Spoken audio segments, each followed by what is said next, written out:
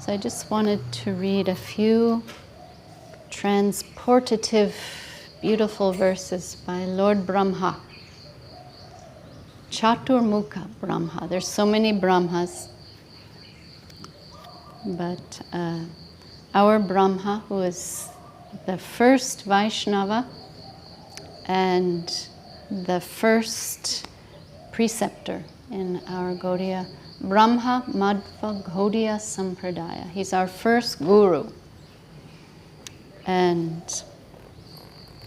Brahmaji, Lord Brahma, he's the secondary creator. First, everything comes from Vishnu. Then Brahma has his service of creation. And before he created, he was born on the lotus flower of the Lord. And in Lord Narayan laying in the ocean, the Garbhodakshai ocean, he was laying there.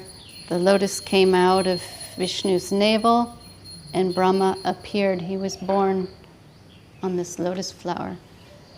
And first, he couldn't quite understand where he came from.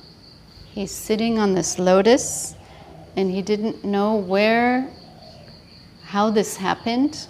How am I alive, and why am I sitting on a lotus? And there's nobody around. He can't see anything. And begins to meditate for, like it's described in the scriptures, like 100 celestial years, which roughly estimates like 300 trillion earthly years. He begins to meditate, and that's very Vedic style. When you don't know something and you want to understand something, you meditate.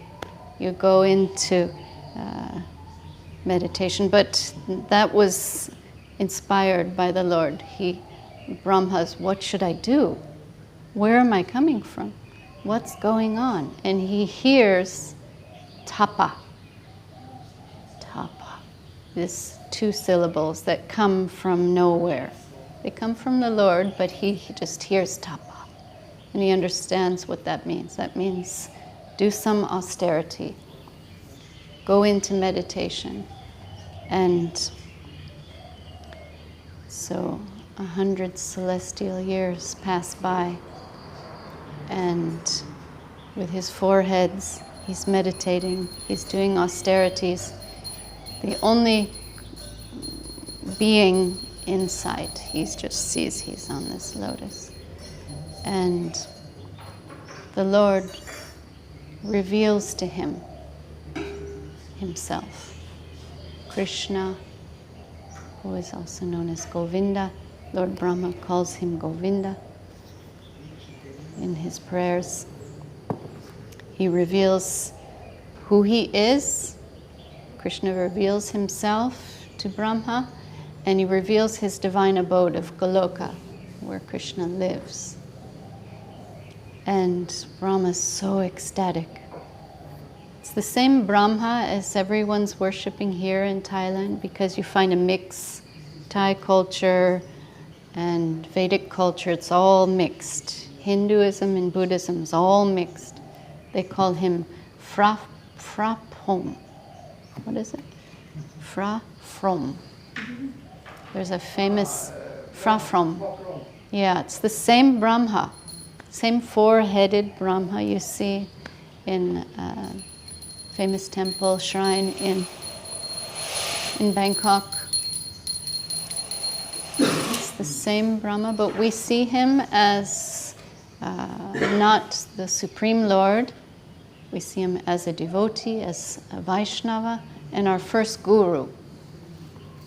And so when the Lord reveals himself to Brahma, Chaturmukha, 4-headed Brahma, in our universe, he's the first person and our first guru. When he he's seeing real time what's going on in Goloka, Vrindavan, the Lord's abode, on the topmost portion of the transcendental world. He begins to praise what he sees. And it's said that there were 100 chapters describing what Brahma sees. He's ecstatic and chanting, and he's describing what he's seeing. But only the 5th chapter remained. And in Chaitanya Mahaprabhu's pastimes on his tour of India, in Kerala, I think it's the Adikeshava temple, he discovered the 5th chapter of Lord Brahma's prayers, the Brahma-samhita. And Mahaprabhu said, maybe missing the other 99 chapters, but everything's in here. And Mahaprabhu took a copy of that Brahma-samhita, and that is what we have here. This is the fifth chapter of the Brahma-samhita, and everything is here, Mahaprabhu said. And this particular version has elaborate commentary by Srila Bhaktivinoda Thakur, and translation by Bhaktivinoda Thakur, and there's a beautiful illumination by Saraswati Thakur. And Gurudev wanted this published in our Chaitanya Saraswati Mat, so Bhaktiananda Sagar Maharaj, he did this beautiful presentation. And I just wanted to read a few verses because they're so beautiful. Verse 29 and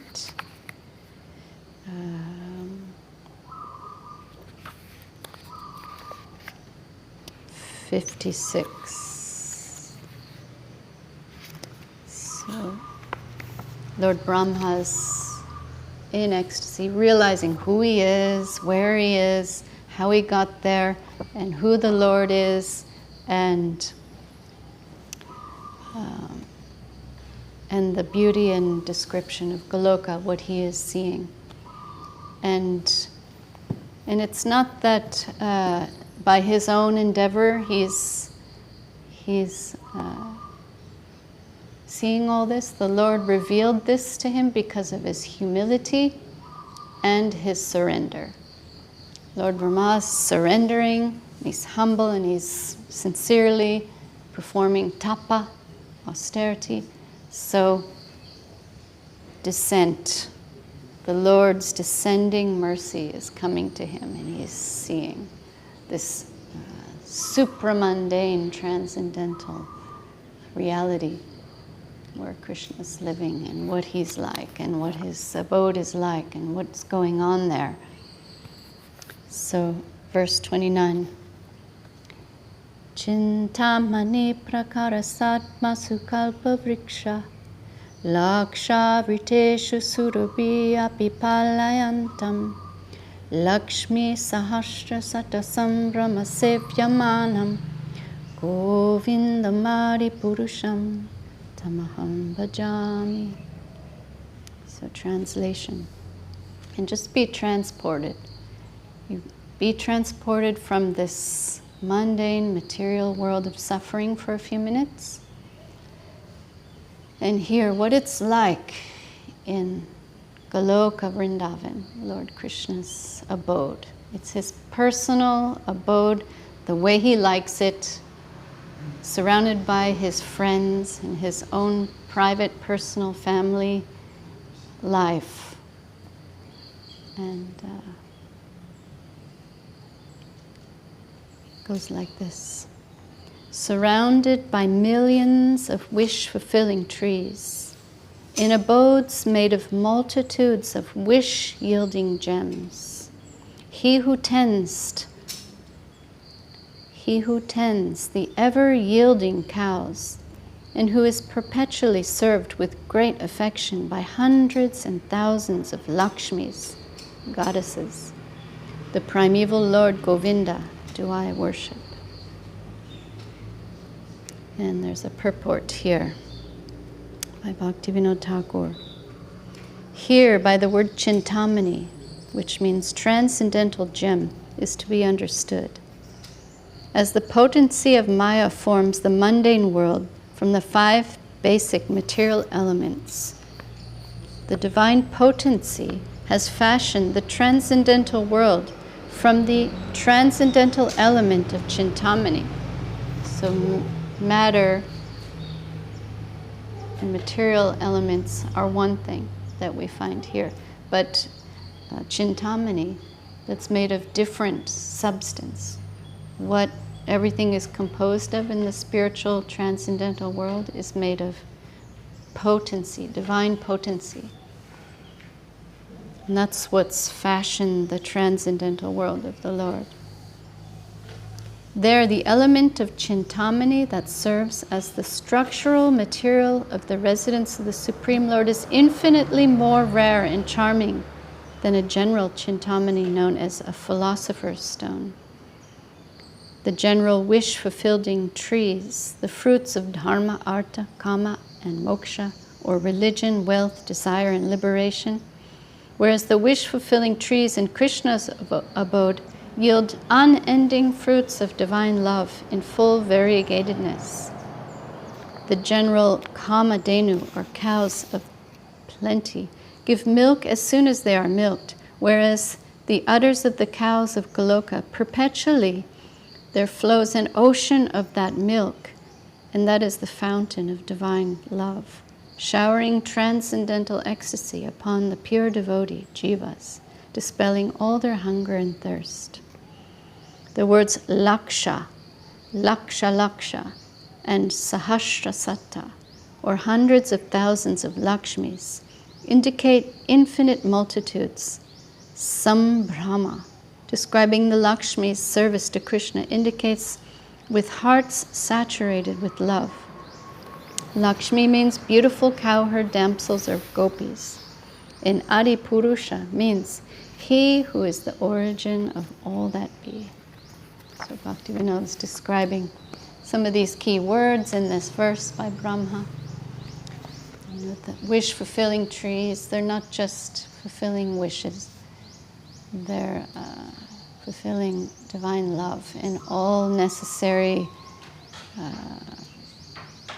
elements and necessities to perpetuate those divine loving pastimes.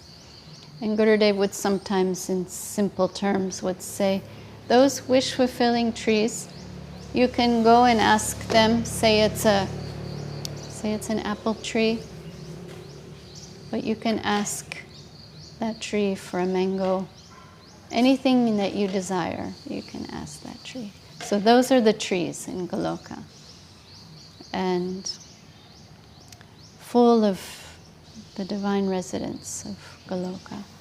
And they're all engaged in loving pastimes of the Lord in various ways. When Gopakumar, character of Sanatana Goswami's Brihad Bhagavatamritam, when he reaches Goloka after an extensive transcendental journey, going from earth to all the different planes of life and consciousness, through the higher planetary systems, celestial regions, heaven, crosses over the 8 layers of mundane coverings, pierces through them, meets Maya, goes to, crosses the Viraja river, that river that separates the material and spiritual, and goes to all the different planetary systems in Vaikuntha, meeting everybody, having this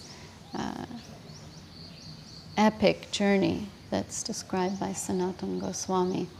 Finally, after reaching Goloka, and he's doing this by the power of his mantra, the Gopal mantra that was given by the Lord, who acted as Gopakumar's guru, gave him the Gopal mantra, which took him to the very topmost level of the spiritual world of Goloka, of Krishna. And Gopakumar enters there. After experiencing so much, going everywhere and seeing what every other plane of life and consciousness entails of, and feeling some dissatisfaction everywhere else, seeing the beauty, characteristics, the different incarnations and avatars of the Lord, he's finally in Goloka, where his heart is situated, where his swarup, his internal nature as a cowherd boy is revealed. He was a cowherd boy in Vrindavan anyway, in Govardhan, but in his swarup, his constitutional innate nature, he is a cowherd boy in Krishna Loka, in Goloka Vrindavan. And he reaches Goloka Vrindavan and he sees, I'm on the topmost level of the transcendental spiritual world. You can't go any higher than this. This is Krishna's abode. But it looks human-like. I'm seeing like everyone has 2 arms instead of 4 arms. He was just in Vishnu Loka, Narayan's abode, crossing through Ayodhya and Mathura. Now he's in Goloka, and he sees everything looks very mundane, looks like human life going on.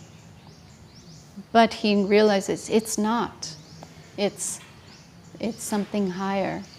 It's Krishna's abode, the way he likes it. And then he understands that human life on earth is a reflection of this plane, this divine, eternal plane of Krishna, that everyone has 2 arms. It's set in very simple, organic lifestyle, cowherd society, the way Krishna likes it. And the milkmaids are churning butter, and there's these wish-fulfilling trees and cows everywhere. So much beauty, but it's simple beauty. It's rural life. And he also notices something very peculiar, that everyone's miserable. Like, what's going on? Like, the gopis are churning butter and they're like miserable. And he realizes that's because they're feeling separation from Krishna. Krishna went to herd the cows. And when he goes to herd the cows with his cowherd boys and the cows, they're gone for the whole day. And they cannot tolerate a moment's separation from him.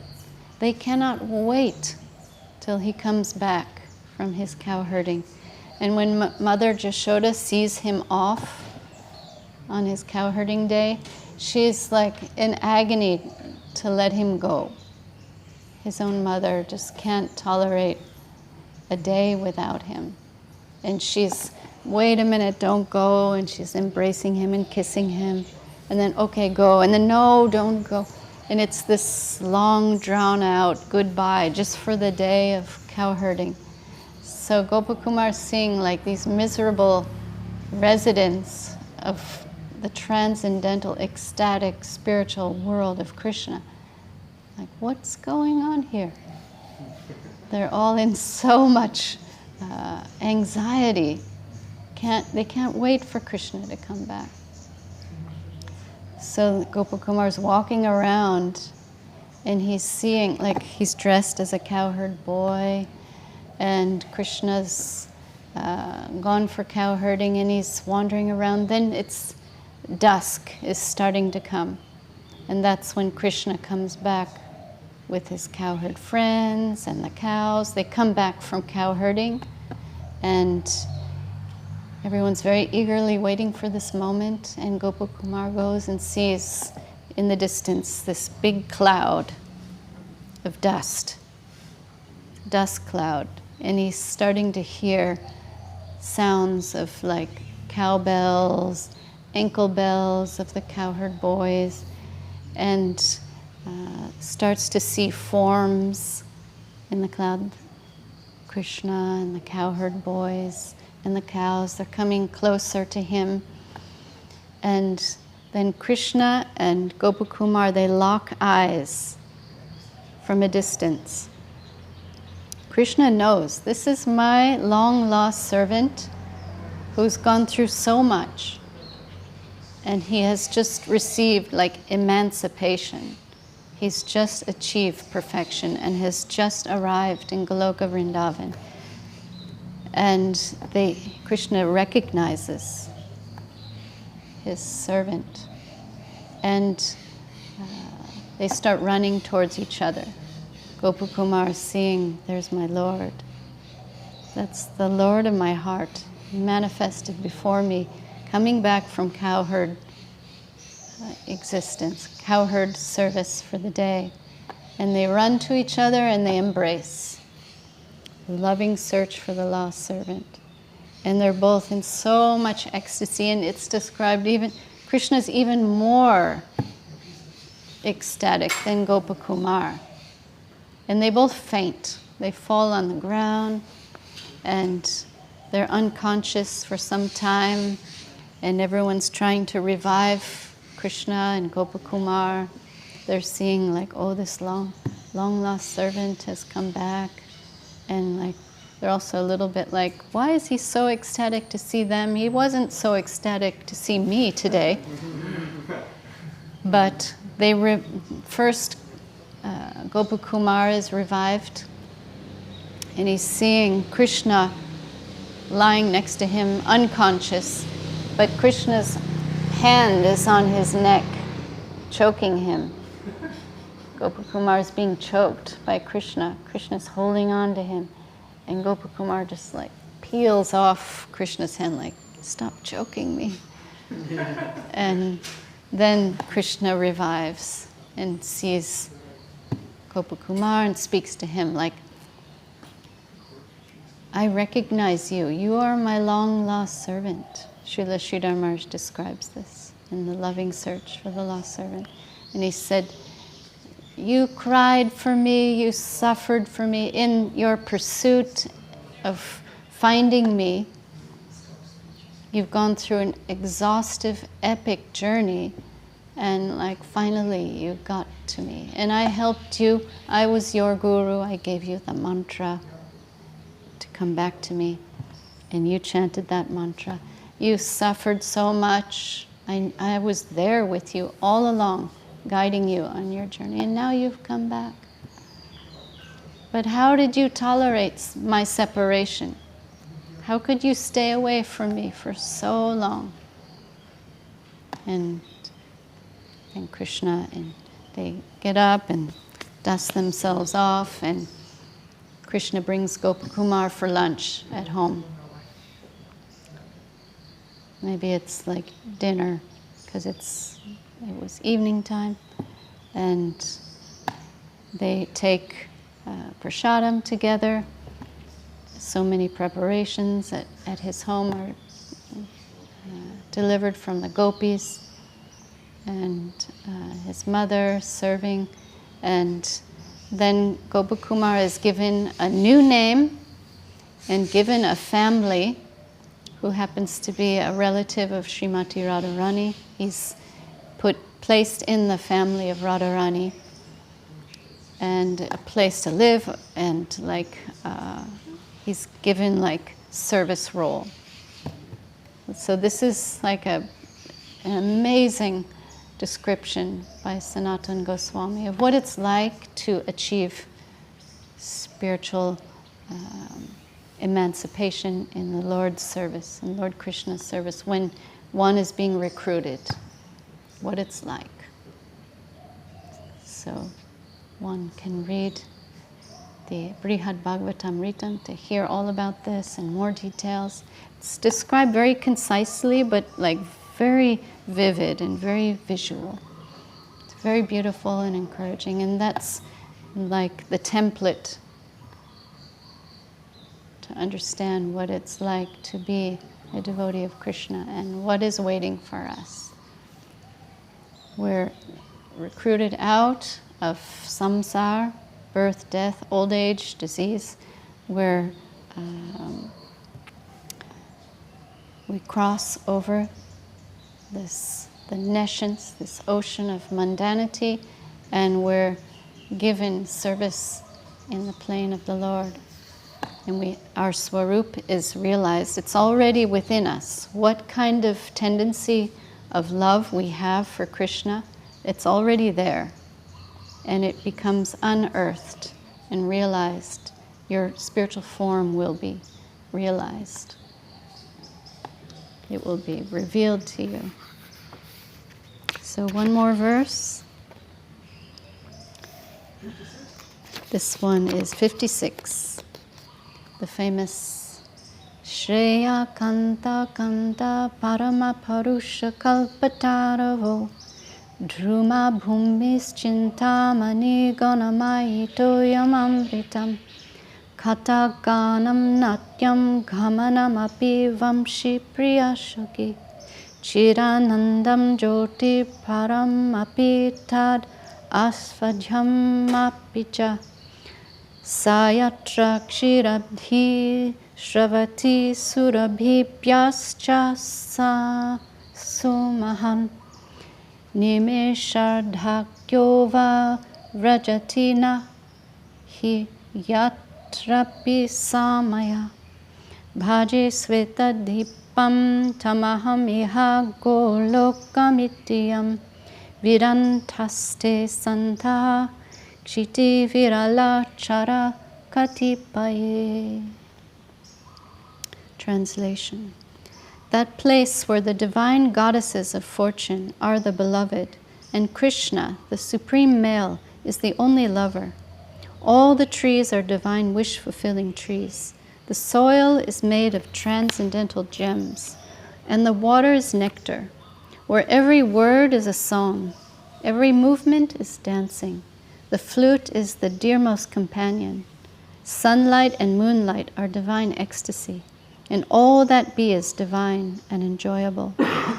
Where a great ocean of milk eternally flows from the udders of billions of Sarabi cows, and the divine time is eternally present, never suffering the estrangement of past and future for even a split second. To that supreme transcendental abode, that supreme transcendental abode of Svetadvip, Goloka, do I adore. Practically no one in this world knows that place, but for only a few pure devotees, and they know it as Goloka. Purport. That place that is reached by the jivas, the conditioned souls, through the highest loving service is completely transcendental. Despite that, it is never non-differentiated or without attributes. I'm just gonna, this is a long purport. So, Svetadvip means white or effulgent island in the whirl of the lotus. And persons who attain that ultimate joy of perfection and pure devotion during their sojourn in this mundane world see that plain within Goloka Vrindavan and Navadvip in this world. They speak of it as Goloka. The beauty of the transcendental variegatedness are found, the beloved, the lover, the trees, the vines, the earth, the mountains, rivers and forests, water, speech, movement, the flute song, the moon and the sun, the enjoyed, the enjoyment, the cows, the flow of milk, and transcendental time of eternal present. These are some of the descriptions of the underlying conception of Goloka Vrindavan, described by Lord Brahma, seeing this with his own eyes. And the underlying statement is, as many facets facets of variegatedness are found in this world. All these and much more, myriads of excellences are found in Goloka. It's sometimes described as what we have here is a perverted reflection of that world, where everything's not perverted and is in its pure, transcendental, eternal state, and it all has its origin in the spiritual world, which is eternal and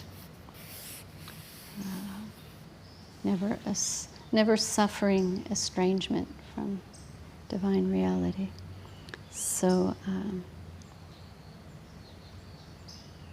lastly, here in Bhaktivinoda's purport,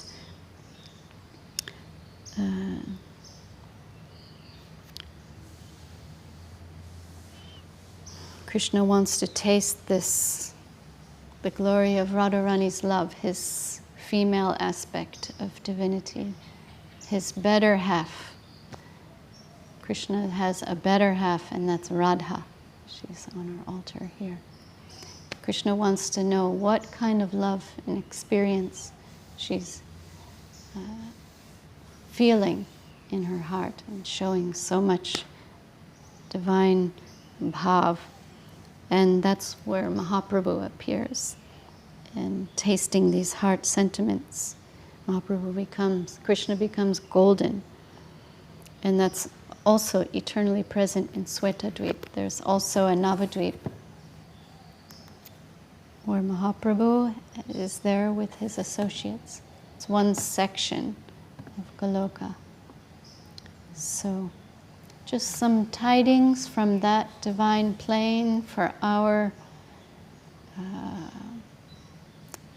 something to keep in mind. Some hearing about these things is purifying. It also gives us some remembrance of what divine reality is, what is waiting for us, what our gurus are delivering to us, what our divine prospect is. And so we can live and move in this world with that ideal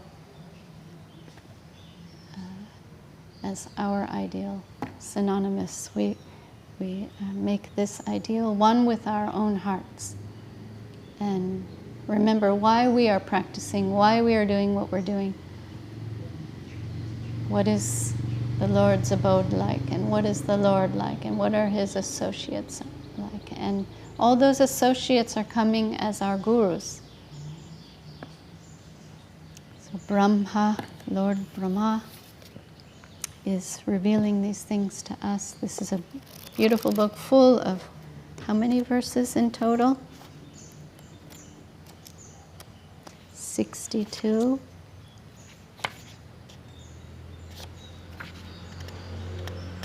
Yeah, 62 verses. And